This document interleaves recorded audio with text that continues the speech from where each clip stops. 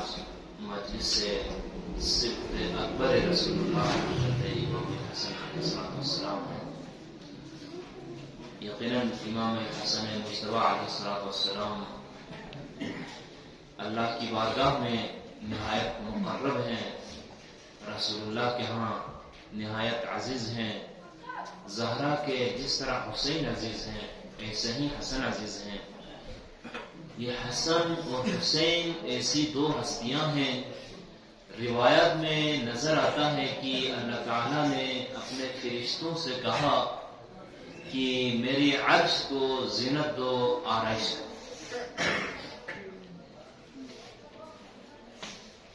عرش خداوندی کی جب زینت ہو رہی تھی، عرش خداوندی کو جب تزئین و آرائش کیا جا رہا تھا، فرشتوں نے جو اللہ تعالیٰ کے حکم سے موکل تھے اور عرش کی زینت اور آرائش کرنے میں لگے ہوئے تھے، کافی وقت لینے کے بعد عرش الہی کو مزین کرنے کے بعد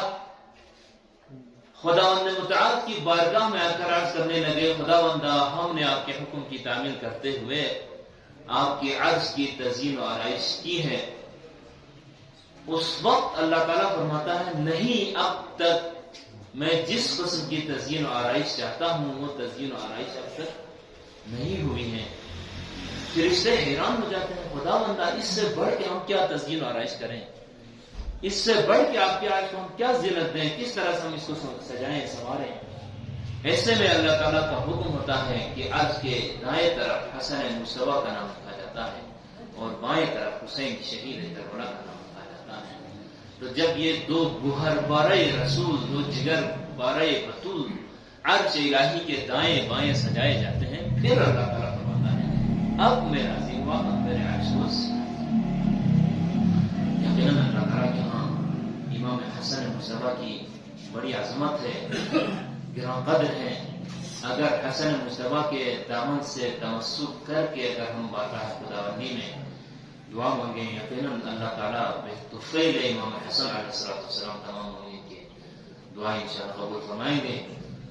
خداوندہ بحق مسموم مدینہ، خداوندہ زہرائے مرضیہ کے اس جگر پارے کے حق و حرمت سے ہم تمسک کرتے ہوئے آپ کی بارگاہ میں دعا کرتے ہیں. خداوندہ اگرچہ ہم گناہگار ہیں، ہم خطاکار ہیں، ہمارے گناہ اتنے ہیں کہ ہماری دعائیں آپ کی بارگاہ تک پہنچنے کے لیے عقل نہیں رکھتی، لیکن آج ہم وسیلہ امام حسن ہم دعا کرتے ہیں. خداوندہ ہم سب کے گناہوں کو بخش دے اللہ. خداوندہ ہم ان مجالس اور عزاداریوں میں ہم حصہ لیتے ہیں. خداوندہ ہماری مجالس اور عزاداری کا ثواب ہمارے مومنین کو پہنچا کر ان کے درجات کو مزید بلندتر فرمایا اللہ. خداوندہ ہم سب کو دنیا میں محمد والا محمد کی محبت کے ساتھ زندگی کرنے کی، ان کی ولادت کے ایام میں خوشی منانے اور ان کی شہادت کے ایام میں غم منانے کی توفیق عطا فرمایا اللہ. خداوندہ ہم سب کو ہدف و مقصد ذکر امام حسن علیہ السلام سمجھ کر اس کے مطابق عزاداری منعقد کرنے کی توفیق عطا فرمایا اللہ. خداوندہ یقیناً حسن حسین سیدہ شباب اہل جنت ہیں، جنت کے جوانوں کے سردار ہیں. خداوندہ ہمارے جوانوں کو سیرت ابا عبداللہ حسین اور سیرت امام حسن علیہ السلام کو سمجھ کر پڑھ کر اس کے مطابق زندگی گزارنے کی توفیق عطا فرمایا اللہ. خدا ہماری مجالس میں محافل میں اگر کوئی مومن مومنات مریض ہیں یا کسی قسم کی حاجت رکھتے ہیں، خداوندہ تمام مریضوں کو شفا کلی اور عاجل عطا فرمایا اللہ. خداوندہ حاجت مند مومنین و مومنات کی حاجت کو روا فرمایا اللہ. خداوندہ مومنین و مومنات دنیا کے کسی بھی کونے میں خداوندہ ان کی حاجت شریعت کو روا فرما کر ان کی مشکلات کو دور فرمایا اللہ. پریشانیاں آسان فرمایا اللہ. خداوندہ شیعیان حیدر کرار عزاداران مظلوم کربلا دنیا کے کسی بھی کونے میں رہتے ہوں، خداوندہ ہم سب کو عزت کی زندگی جینے کی توفیق عطا فرمایا اللہ. خداوندہ ہم سب کو دنیا میں کسی قسم کے غم میں سوائے غم شبیر و غم اہل بیت میں کسی قسم کے غم میں مبتلا نہ فرمایا اللہ. خداوندہ وارث کربلا وارث امام حسن حضرت امام عجل اللہ تعالی شریف کی ضرورت عاجل فرمایا اللہ. خداوندہ ہماری مجالس کو، ان محافل کو، ان نمازوں کو، ان دعاؤں کو ہمارے وقت کے امام کے ظہور کے راہ ہموار کرنے کے وسائل میں سے قرار دے اللہ. جب وقت امام اور یوسف زہرا حضرت امام زمان عجل اللہ تعالی خواجہ شیخ کا ظہور ہو تو ہم سب کو امام کے بہترین اعوان انصار میں سے شامل ہو کر انہی کے قدموں پر ہم سب کو شہادت کی موت عطا فرمایا اللہ. پڑھیے بآواز بلند صلوات۔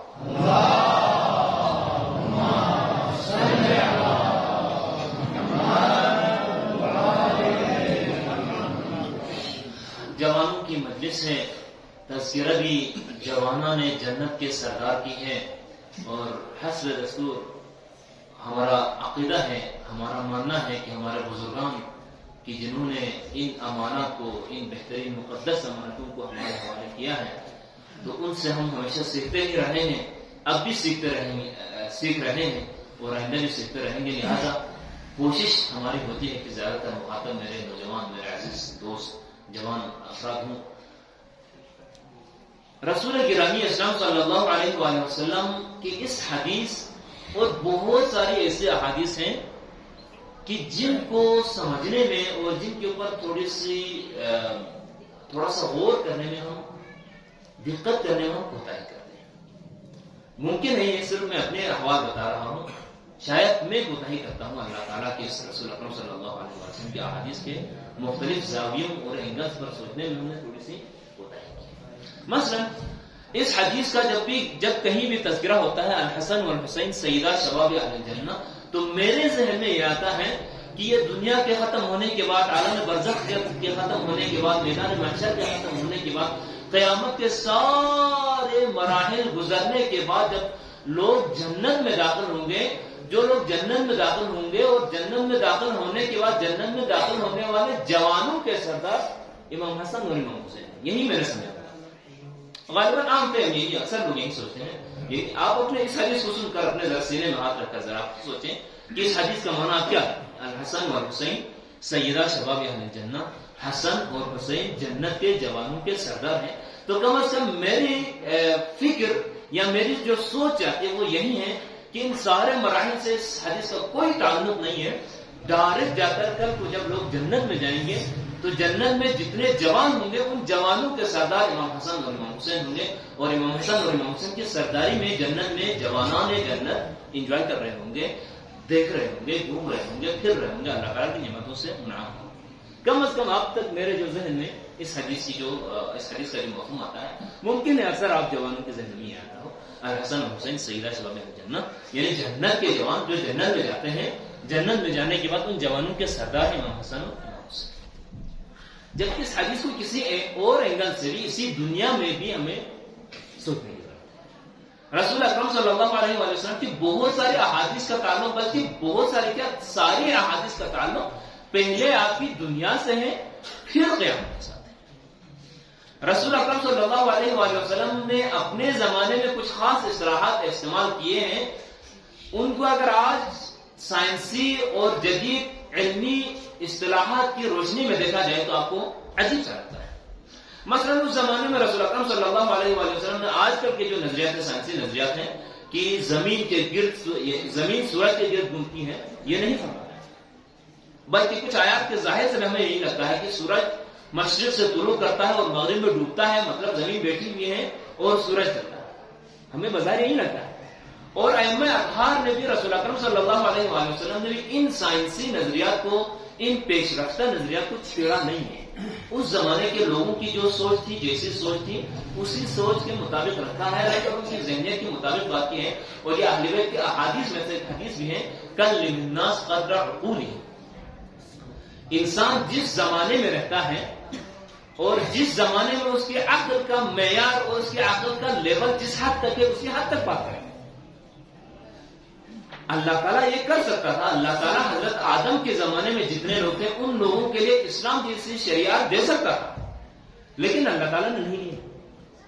حضرت ابراہیم کے زمانے میں جو لوگ رہتے تھے ان کو شریعت محمدی بھی دے سکتا تھا، یہ جو اسلام جس پر ہم عمل کر رہے ہیں، یہی شریعت اس وقت بھی لوگوں کو دینے میں اللہ تعالیٰ کا کوئی مذائقہ نہیں تھا،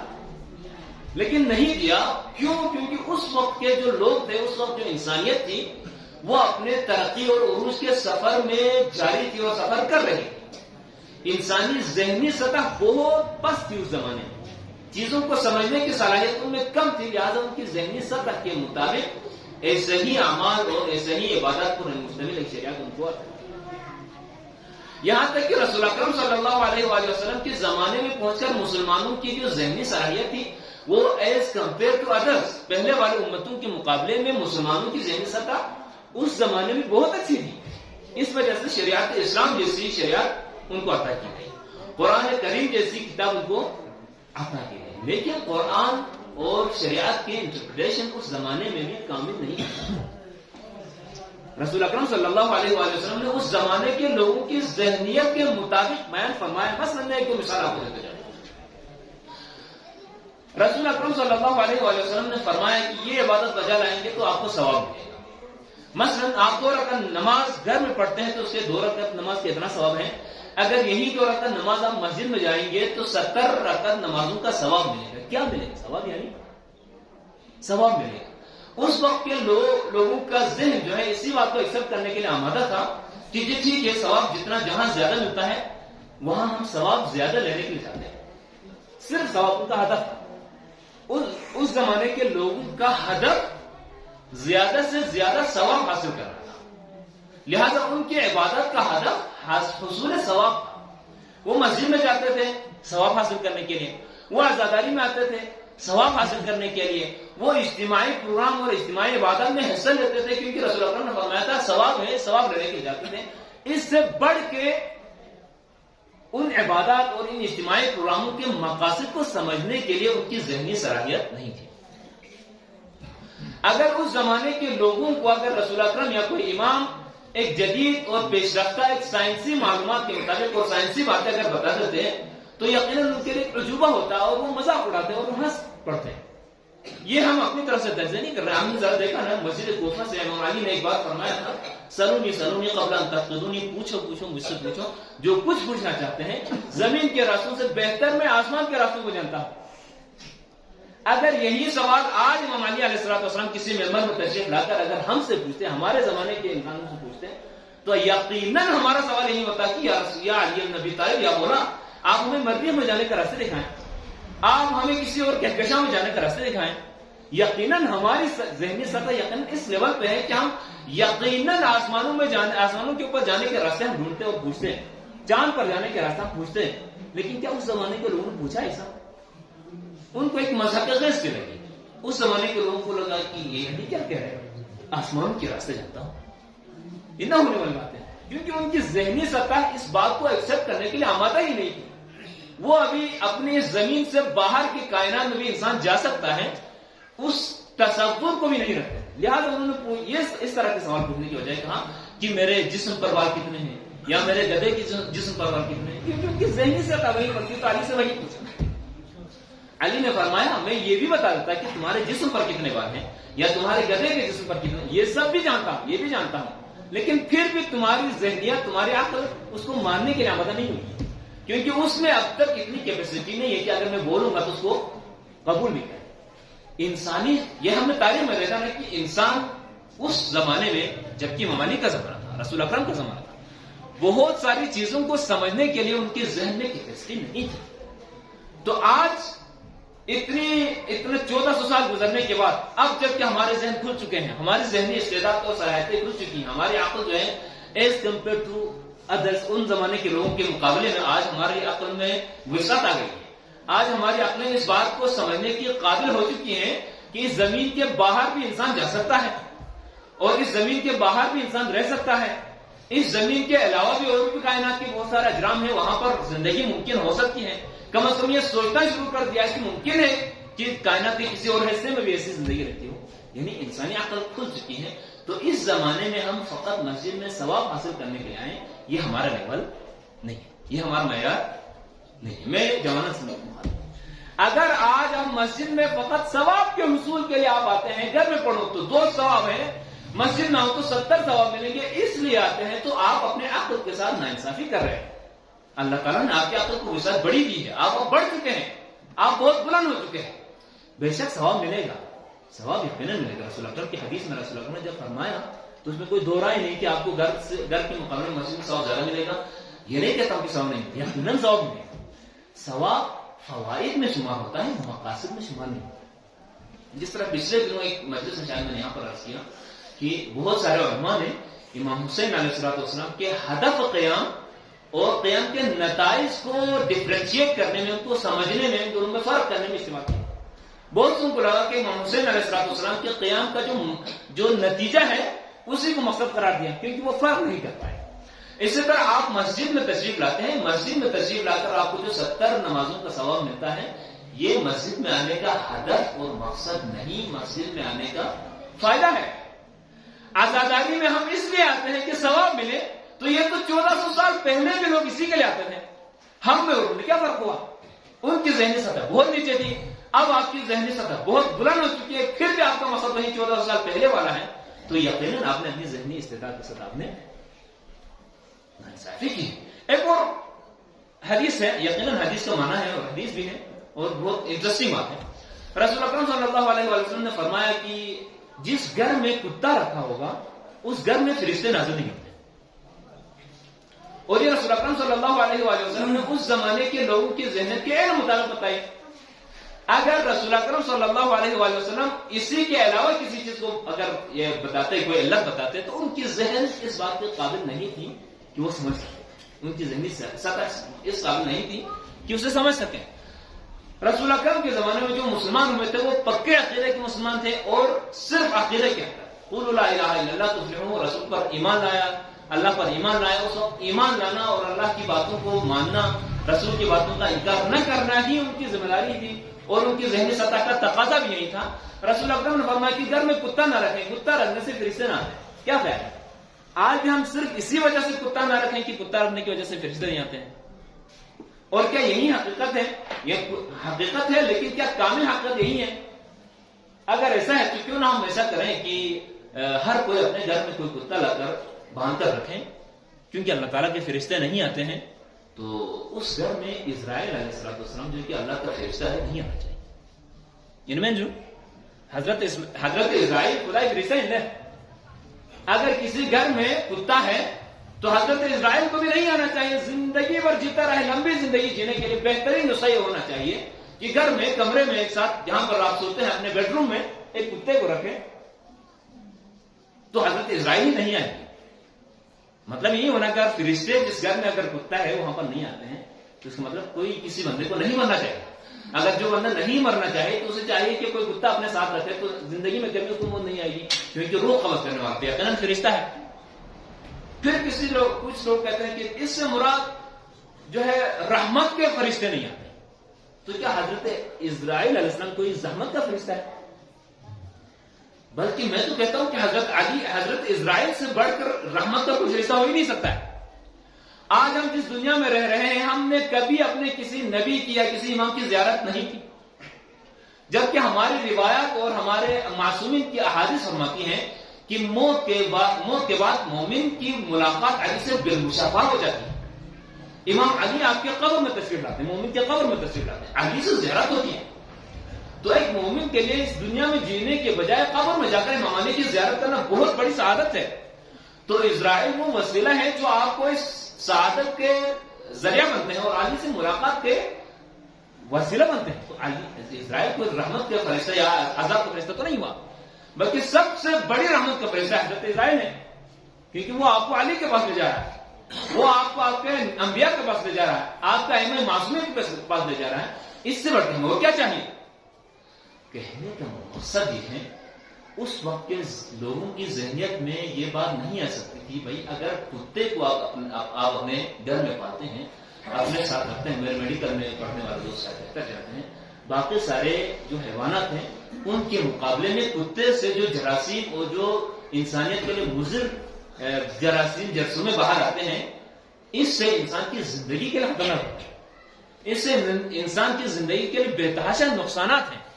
در حقیقت رسول اکرم صلی اللہ علیہ وسلم انسانیت کو اس کثافت سے، اس گندگی سے، اس جراثیم سے، ان نقصانات سے بچانا چاہ رہے تھے، لیکن اگر اس زمانے میں ان لوگوں کو بولے اور سارے مسلمانوں کو رسول اکرم یہی فرماتے ہیں تو جرثومہ کیا ہوتا ہے، جراثیم کیا ہوتا ہے، طرح طرح کے سوالات کرتے اور ایک ہدف رہ جاتا، وہاں پر غیر ضروری باتوں میں الجھ جاتا۔ لہٰذا رسول اکرم نے کہا کہ کسی طرح یہ چیز آپ کے پاس نہ رہے، تو اس وقت کے ذہنوں کے لوگوں کی سطح کے مطابق فرمایا کہ آپ یہاں نہ رکھیں کیونکہ وہاں پر فرشتے نہیں آتے۔ تو انہوں نے جی اللہ کے رحمت کے فرشتے نہیں آتے تو پھر ہمارے ہاں رحمت نہیں آئے گی تو ہمارے مشکلات ہوں گے، لہٰذا انہوں نے رکھنا چھوڑ دیا۔ اب جب کہ آپ نے ایک 1400 سال کے بعد آپ نے ترقی کی ہے، آپ کی ذہنی سطح بہت بلند ہو چکی ہے، چیزوں کو سمجھنے کی سطح بہت بلند ہو چکی ہے، دین کی انٹرپریٹیشن آپ کے مختلف ہونی چاہیے، مختلف یعنی آپ کے زمانے کے مطابق، آپ کے سطح کے مطابق، آپ کے ذہنی تقاضوں کے مطابق اس بات کے تشریح اور تفسیر ہونی چاہیے۔ اسی وجہ سے ہم کہتے ہیں نا، قرآن کریم کا جو ترجمہ اور جو مفہوم آج سے 1400 سال پہلے لوگ لیتے ہیں، آج کے مفسرین اس کے علاوہ اس سے طرح طرح نئے ان سے مفہوم انہی آیت ملتا ہے۔ آیت بدلی نہیں ہے، قرآن کریم کی آیت یا حدیث رسول بدلی نہیں ہے، اسی آیت میں اور اسی حدیث میں وہ مفاہیم پیدا کیے ہیں، ایسے مفاہیم ہمیں معلوم ہوئے ہیں جو آج سے 14 سال کے لوگوں کے تصور میں آنا بھی ممکن نہیں تھا۔ لہذا اس حدیث کو بھی الحسن و حسین سیدہ شباب اہل الجنہ، اس حدیث کو بھی فقط جنت میں ڈال کر نہ رکھیں۔ امام حسن اور امام حسین فقط جنت کے جوانوں کے سردار ہیں، یعنی جنت میں جانے کے بعد آپ کے حکمران ہیں، ایسی بات نہیں ہے۔ امام حسن اور امام حسین آج کی اسی دنیا میں، اسی زمین پر، اسی زمانے میں رہنے والے جوانوں کے بھی سردار ہیں۔ یہ اب آپ کی مرضی ہے کہ اس دنیا میں امام حسن اور امام حسین کو سردار مان کر ان کی سیرت کے مطابق چل کر، ان کی پسندیدہ طریقے پر چل کر وہ جنت کے آپ قابل بن سکیں یا کسی اور کو آپ آئیڈیالائز کر سکیں۔ بہت ساری چیزیں ہم سمجھتے ہیں کہ قیامت میں ملیں گی، مثلا یہ پورے صراط کا ایک تذکرہ ہے، ٹھیک ہے، رسول اکرم صلی اللہ علیہ وسلم کے احادیث میں روایت میں ہمیں ملتا ہے کہ قیامت میں پورے صراط سے گزرنا بڑا سخت ہوگا۔ پورے صراط وہاں کوئی چیز نہیں ہے، وہاں کوئی لوہے کا پل یا کوئی لکڑی کا پل یا سیمنٹ کا پل، ایسا پل نہیں ہے۔ پورے صراط آپ کی یہ زندگی ہے، آپ کی اسی دنیا میں ہے۔ اس زمانے کے لوگوں نے نہیں سمجھا، لہٰذا ان کو قیامت کے دن پورے صراط سے گزرنا ہوگا، وہ سختیاں ہوگی، ان کو دین کی طرف راغب کرنے کے لیے، دین کے پابند کرنے کے لیے باتیں بتائیں، لیکن آپ کو اس میں معلوم ہونا چاہیے کہ آپ کی زندگی ہی پورے صراط ہے، بلکہ یوں کہیے کہ آپ کی زندگی جنت ہے اور آپ ہی کی زندگی جہنم بھی ہو سکتی ہے۔ خدا حافظ، عمل سے زندگی بنتی ہے جنت بھی جہنم بھی۔ آج ہم بہت سارے حدیث میں دیکھتے ہیں نا کہ یہ ایک رکعت نماز پڑھے، یہ دعا پڑھے تو جنت میں اس کے لیے ایک درخت لگائی جائے گی، ماہ رمضان میں سبحان اللہ کہیں تو اس شخص کے لیے جنت میں ایک درخت لگائی جاتی ہے، ایک عمل انجام دے، ایک نماز بجا رہے ہیں تو وہاں پر ایک اینٹ لگا دی جائے گی، ایک یہ عمل انجام دے تو وہاں پر ایک گھر بنایا جائے گا۔ یعنی مراد یہ کہ جنت آپ گھر بنا رہے ہیں، جنت اور جہنم یہاں پر آپ خود بنا رہے ہیں، اپنی جنت اور اپنی جہنم، اپنی زندگی میں اپنے عمل کے ذریعے سے آپ جنت اور جہنم بنا رہے ہیں۔ جہاں آپ جنتی جوان بننا چاہتے ہیں، جہاں آپ جنت کے جوانوں میں شامل ہونا چاہتے ہیں، تو جنت کے جوان بننے کی صلاحیت آپ یہیں پر اسی دنیا میں آپ حاصل کریں۔ اسی دنیا میں امام حسن علیہ الصلوۃ والسلام اور امام حسین علیہ الصلوۃ والسلام کو اپنا سردار بنائیں۔ سردار یعنی کہ اپنا لیڈر یعنی کیا کہ وہ شخص کہ اس کے پیچھے آپ نے چلنا ہے، اس نے جو کیا ہے وہی کرنا ہے، جس سے منع کرتا ہے اس سے آپ نے رک جانا ہے۔ ہمارا ہاں یہ ہے کہ جب امام حسین علیہ الصلوۃ والسلام کی سیرت بیان ہوتی ہے تو عام طور پر ہمارا بیان یہ ہوتا ہے کہ امام حسین علیہ الصلوۃ والسلام کی ولادت ہوئی، پھر دوش رسول پر تشریف لائے، رسول اکرم کے کندھے پر ہوتے تھے، جب رسول نے نماز پڑھی تو امام حسین کندھے پر چڑھے، یہیں تک امام حسین کا بچپنا بیان ہوتا ہے۔ اس کے بعد فوراً دوش رسول سے دوش زوجنا پڑھنے جاتے ہیں اور کربلا کے واقعات مت کرتے ہیں۔ ان درمیان میں یہ جو 50 سال کی زندگی امام حسین نے گزاری ہے اس کا کہیں تذکرہ ہمیں۔ اسی طرح جب بھی امام حسن علیہ الصلوۃ والسلام کا تذکرہ ہوتا ہے تو 15 رمضان کو امام حسن کی ولادت بیان کی جاتی ہے، اور ولادت کے بعد پھر درمیان میں جتنی زندگی امام حسن نے ایک جوان صالح کے طور پر گزاری ہے اس زندگی کا بیان کہیں نہیں ہوتا ہے۔ لے جا کر آخر میں جا کر معاویہ کے ساتھ جب صلح نامہ ہوا اور اسی صلح کی کچھ باتیں بیان کر کے امام حسن علیہ الصلوۃ والسلام کو شہادت تک پہنچایا جاتا ہے، امام حسن کی شہادت بیان کی جاتی ہے، جبکہ امام حسن کے بچپنے میں بہت سارے اسباب موجود ہیں، امام حسن کی نوجوانی میں بہت سارے دروس موجود ہیں۔ امام حسن علیہ الصلوۃ والسلام نے یہ جو جوانی کی زندگی گزاری ہے، 50 سال کی زندگی گزاری ہے، ان 50 سالوں کی زندگی میں جوانان نے جنت کے لیے بہت سارے نمونے اور بہت سارے قابل تقلید روایات امام حسن نے چھوڑی ہیں، ان کا بیان کم ہوتا ہے، اس وجہ سے ہمارے جوان بھی آج سمجھنے سے حاصل ہیں کہ جنت کے سردار کے پیچھے کیسے چلا جا سکتا ہے۔ لہذا جوانان عزیز، اس حدیث کا تعلق قیامت کے بعد، برزخ کے بعد، میدان محشر کے بعد، فقط جنت میں جانے کے بعد کے لیے نہ رکھیں، آج ہی اپنی زندگی میں امپلیمنٹ کیجیے۔ اگر آج آپ اپنی زندگی میں امام حسن علیہ السلام کو سردار مانتے ہیں، امام حسین کو سردار مانتے ہیں، لیڈر مانتے ہیں، تو آج ان کی زندگی کی طرف آپ مطالعہ کریں۔ امام حسن علیہ السلام تو بچپنا ہے، بچپنے میں امام حسن کی زندگی کا ذرا مطالعہ کریں۔ بہت چھوٹے ہیں، یقیناً 3-4 سال، حضرت زہرا سلام اللہ علیہا کی زندگی کی بات ہے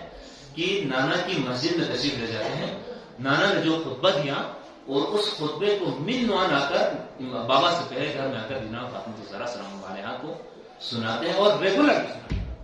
یہاں سے آپ کو درس کیا ملتا ہے؟ درس یہ ملتا ہے کہ آپ بھی مسجد جائیں، عزاداری میں جائیں تو فقط ثواب کے لیے نہ جائیں،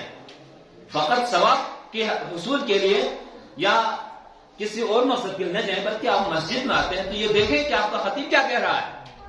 آپ کی عزاداری میں کس قسم کی باتیں ہو رہی ہیں، آپ کی عزاداری میں معاشرے کے حوالے سے کیسی باتیں ہو رہی ہیں، دین کے حوالے سے کیسی باتیں ہو رہی ہیں۔ آپ بچپنے میں بھی ہیں تو اگر آپ کا بچپنا اتنا امام حسن کے چاہنے والے ہیں تو اتنا ہونا چاہیے کہ گھر جا کر آپ اپنی والدہ کو بتا سکیں کہ آپ مولانا صاحب نے یہ امام حسن کی زندگی یقیناً ایک جس طرح امام حسین علیہ السلام کی زندگی ہم شاندار طریقے سے بیان کرتے ہیں، ہر امام، بلکہ میرا دعویٰ ہے ہر امام، ہمارے جو 12 ائمہ ہیں، 12 ائمہ میں امامت کے منصب کے حوالے سے کوئی فرق نہیں ہے، سوائے باپ اور بیٹے ہونے کی حیثیت سے، والد اور بیٹے کی حیثیت سے ان کے مرتبے میں جو فرق پڑتا ہے، بیٹے کے اوپر والد کا احترام فرض ہے، اس کے علاوہ بحیثیت امام کوئی فرق نہیں ہے۔ جیسے عظیم امام علی ہے ویسے عظیم امام حسن ہے، اور جیسے عظیم امام حسن ہے ویسے امام حسین ہے، اور جیسے امام حسین عظیم ہے ویسے امام زین العابدین اور باقی امامت کے منصب کے حوالے سے کوئی کسی میں کمی نہیں۔ لیکن اس کو بیان ہے امام حسن علیہ السلام کی نوجوانی کیا واقعہ ہے۔ امام حسن ایک تاریخ میں ایک ظلم ایسا کیا ہے، تاریخ میں ہماری تاریخ میں ائمہ کے امیج کو اس طرح پیش کیا ہے کہ میں اپنی کلاسوں میں اپنے اسکول میں بچوں کو پوچھتا تھا جو حالانکہ جوانی میں ہے، ان سے پوچھتا تھا کہ امام سجاد کا نام لیتے ہیں تو آپ کے ذہن میں کیا آتا ہے؟ تو تقریباً اکثر بچوں کا جواب یہ تھا کہ امام سجاد کہنے سے جو پہلی بار ہمیں ایک نقش ذہن آتا ہے وہ یہ ہے کہ ایک کمزور، ایک نحیف، ایک بیمار اور ہمیشہ روتے رہنے والا ایک امام اور مظلوم امام، یہی ذہن۔ کیا امام زین العابدین کی شخصیت فقط ایک کمزور اور ہمیشہ رونے والی شخصیت ہے؟ فقط ہمیشہ بیمار رہنے والا کوئی خدا نخواستہ کوئی ذات ہے؟ امام حسن کے بارے میں اگر آپ میں ابھی سوال کروں، امام حسن کا جب نام لیتا ہوں تو آپ کے ذہن میں کیسا نقش آتا ہے، کیسی شخصیت کا آپ کے سامنے؟ یہی کہ بہت شریف اور کسی کو کچھ نہ کہنے والے، اور معاویہ کے ساتھ ایک صلح کر کے لڑائی سے جان بچا کر خاموش رہے، مدینے میں بیٹھے رہے، اچھے کام کرتے رہے، نہیں سے کیا؟ جبکہ امام حسن علیہ السلام کی شجاعت آپ کے ہاں بیان ہی نہیں ہو جاتی ہے۔ امام حسن علیہ السلام کی شجاعت کا عالم اگر دیکھنا ہے تو امام علی علیہ السلام نے جب جنگ صفین میں محمد حنفیہ کوئی عام معمولی ہستی یا کوئی عام جوان نہیں تھے، وہ بھی اپنے زمانے کے بہادر ترین افراد میں شمار ہیں۔ کسی مہم پر حضرت محمد بن حنفیہ اپنے بیٹے کو روانہ کرتے ہیں، لیکن اس مہم میں محمد بن حنفیہ کامیاب نہیں ہوتے ہیں یا اس میں تھوڑی سی قدموں میں تھوڑی سی تزلزل نظر آتا ہے، تو امام علی علیہ السلام حضرت محمد بن حنفیہ کو واپس بلاتے ہیں، ان کی جگہ پر امام حسن کو بھیجتے ہیں۔ تو امام حسن جب تشریف لے جاتے ہیں جنگ کے بہت کم عرصے میں اور بہت کم وقت میں اس مہم کو سر کر کے اور فتح کر کے تشریف لاتے ہیں، تو حضرت محمد بن حنفیہ کے دل میں تھوڑی سی نا امیدی سی یا ایسی میں کیفیت محسوس ہوئی، تو امام علی فرماتے ہیں محمد بیٹے، آپ نے کسی قسم کی بزدلی نہیں دکھائی ہے، آپ میں کسی قسم کی کمی نہیں ہے، لیکن یہ غلطی کبھی نہ کرنا جو اولاد رسول ہے، جو فرزند رسول ہے اور جو فرزند علی میں یقیناً فرق ہوگا، اپنے آپ کو حسن کے مقابلے میں رکھ کر اپنی زندگی میں کبھی نہ دیکھنا، کیونکہ حسن کی شجاعت اور تمہاری شجاعت میں کبھی کوئی مقابلہ نہیں ہو سکتا۔ محمد بن حنفیہ کوئی معمولی انسان نہیں، بہت بڑے بہادروں میں سب سے اونچے لیول پر جو بہادر ہوتے ہیں ان میں ہیں، لیکن ان سے بھی بڑھ کر جس کی شجاعت ہے اسے کہتے ہیں امام حسن شجاعت تھے۔ امام حسن نے یہ جو صلح کیا ہے، صلح امام حسن پر اس وقت بھی بہت سارے مومنین نے امام حسن کے خلاف باتیں کی اور امام حسن کے دشمن ہوئے، یہاں تک کہ امام حسن کو سلام کرنے کے لیے آئے تو انہوں نے کہا السلام علیکم یا مذل المؤمنین، اے مومنین کو ذلیل کرنے والے صحابی، یہاں تک بھی گناہگار لوگوں نے کوفہ والوں نے مسلمانوں نے سوقت مومنین نے امام حسن کی تذلیل کی، امام حسن کی دشمنی. حالانکہ امام حسن نے یہ جو صلح کیا ہے، اس صلح کے ذریعے سے در حقیقت امام حسن نے امام حسین کے لیے راہ ہموار کیا. امام حسن نے پوری تاریخ کے سامنے، پوری دنیا کے سامنے، پوری انسانیت کے سامنے معاویہ کے چہرے سے نقاب اتارا ہے، یزید اور بنی امیہ کے چہرے سے نقاب اتارا ہے کہ ان کی حقیقت کیا ہے، ان کی اصلیت کیا ہے. امام حسن نے جب ان کے چہرے دکھائے تو امام حسین نے اپنی تلوار کے ذریعے سے، اپنے خون کے ذریعے سے ان کے سر کو قلم کر دیا اور بنی امیہ کا نقش ہمیشہ سے زندگی سے اور دنیا سے مٹا دیا. امام حسن نے کوئی کمزوری نہیں دکھائی.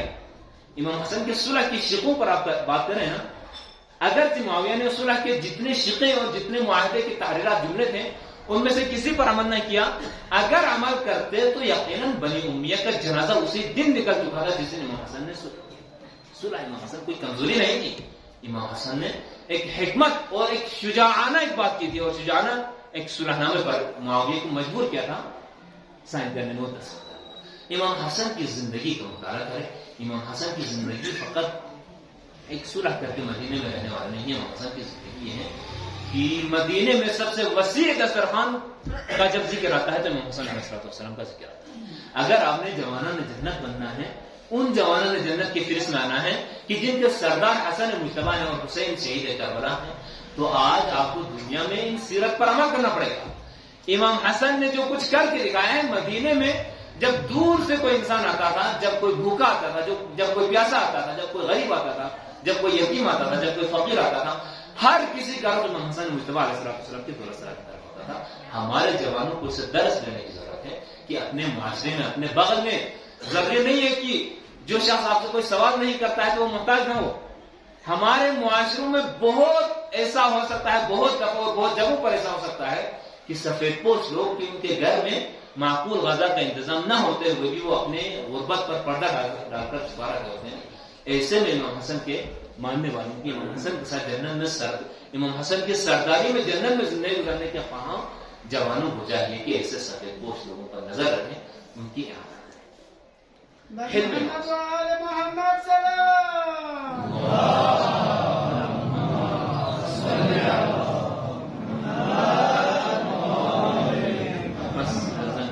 زیادہ طویل نہ کروں. جوانان سے فقط اتنی سی گزارش ہے کہ الحسن والحسین سیدہ شبابی اہل الجنہ. اس حدیث کو ٹیکنیکلی اور عربی ادب کے حوالے سے بھی دیکھا جائے تو اس حدیث کا تعلق فقط جنت میں جانے کے بعد نہیں ہے، اسی دنیا میں بھی ہے. اسی دنیا میں آپ امام حسن کو اپنا لیڈر، اپنا سربراہ، اپنا سردار مان کر ان کے پیچھے پیچھے چلیں گے تو وہاں پر آپ کی سرداری آپ کو نصیب ہوگی. اگر کوئی شخص دنیا میں امام حسن کی سیرت کو بھلا دے، دنیا میں امام حسن کے بتائے ہوئے راستے پر چلنے کے بجائے فقط جنت میں جا کر امام حسن کی سرداری کا طالب ہو اور خواہاں ہو، یہ کبھی نہیں ہو سکتا. در حقیقت یہ ہے کہ دنیا میں بھی آج بھی ان جوانوں کے سردار ہیں، آج بھی امام حسن اور امام حسین ان جوانوں کے سردار ہیں کہ جو جنت میں جانے کے قابل ہیں، جو جنت میں جانے کی قابلیت اپنی زندگی میں اپنے عمل اور اپنے کردار کے ذریعے سے حاصل کر رہے ہیں. بس دنیا نے امام حسن کی زندگی میں بھی وفا نہیں کی اور امام حسن کی شہادت کے بعد بھی یقیناً جس طرح رسول خدا کے ساتھ دنیا نے وفا نہیں کی، علی مرتضیٰ کو شہادت تک پہنچائے بغیر دنیا نے دم نہیں لیا، فاطمہ الزہرا سلام اللہ علیہا جیسی عظیم ہستی اور عظیم خاتون کے اوپر بھی ظلم و زیادتی کرنے سے دنیا نے گریز نہیں کیا، تو شاید یہی ایام تھے کہ امام حسن کیا پوچھا دنیا برداشت محمد، دنیا پر برداشت محمد، مسلمان کو امام حسن کیا کوئی سیرت کو تھوم میں تو برداشت ہوا ہے. امام حسن کیا پوچھا صلح کیسے نا مسلمان کو وہ جنگ چینا بچت کیسے امام حسن کیا پوچھا مسلمان کو تفرقہ سوچنا، آپس میں جنگ و جدال سوچنا، مسلمان کو ملیامیر سوچنا، نسل در نسل ختم ہوئے کچھ کرنا. امام حسن سے ستروں سے آپ لیکن ظالم گنی سے امام حسن نے سے کبھی جاؤ. بس امام کیا کوئی زندگی ہوں دفعه کهی کوری آورزه هاتون داره نابی سه امام حسن رضا هاتون منا شوخمن رو کنی اپو چه روزین شخصنا اپو چه مسیحی دعا کنی اپو چه مزار پر کنی اپو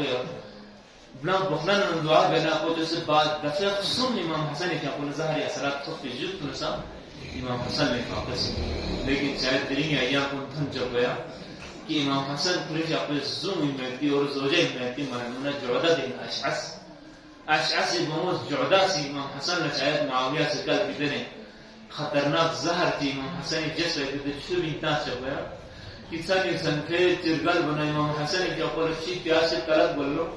چی طلق بانا چھن ایموریت پیتی کوزو میں چیف جس پر امام حسن کی اپنے غطوں پر ہم تغیر بلو امام حسن کی اپنے بین حیجانی امام حسن کی اپنے لگی چھت پر اور امام حسن کی اپنے صدا کو بلند جانا غلام کو نسسکت در لو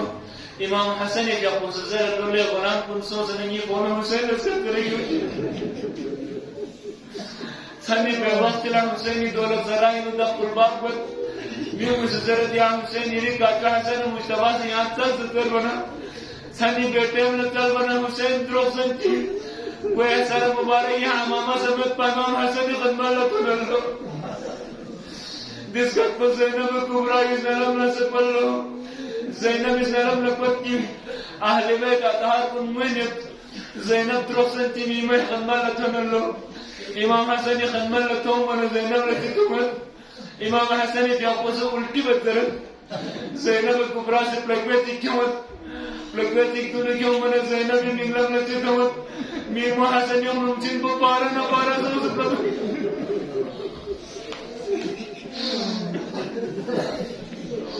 اللہ اکبر زہرائی موت جو زینب کی قسمت یہ سکنا زینب لمن سے یہ سے آپ لوگیں یہ سم چیکو لگا چیکو مدینی نے بھول گیا پر دولت زرائی نو میمو حسنی دن لتو دن لگا بھی نو میمو حسنی ہم کو پارنا پارا سو زینب لتو ہم آپ لگا چیکو اندر زیادی درباری نو حسین سراغ دس پتب لگا بھی یا سنا منہون اندر زیادی سے پیغمبری سے بہت سکتا ہمیں پیدے کا سونا دس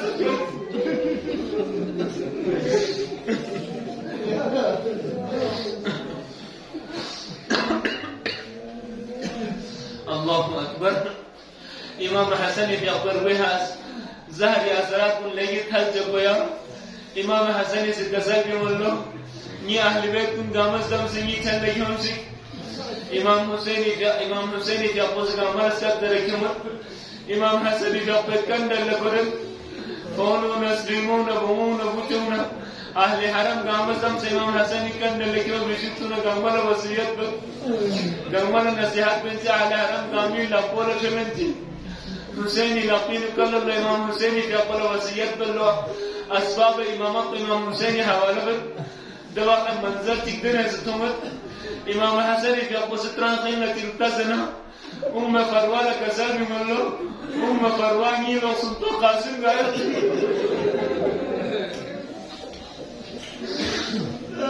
اللہ اکبر فروا سے قاسم یہ کیا پکڑے امام حسن خدمت لکھر من قاسم جا سنپا قاسم ہی جو اپنے تیتا پہ آگا کن لکھلنا امام حسین یہ کیا اللہ دے حقا تی کسر بھی ملو لا یومن کا یا ابا عبداللہ یا ابا عبداللہ ہی تن میں اتنے جا پتا سخت اور ٹھٹا کرد سویا مطن بھی نامی سے کربلائی مقام پہ ہے یہ ساتھی تننا کربلائی میدانی شہادتی مقام چی تننا نہ حسن توفیق مسلم نہ حسن جوڑا نہیں قاسم یعنی سفر پا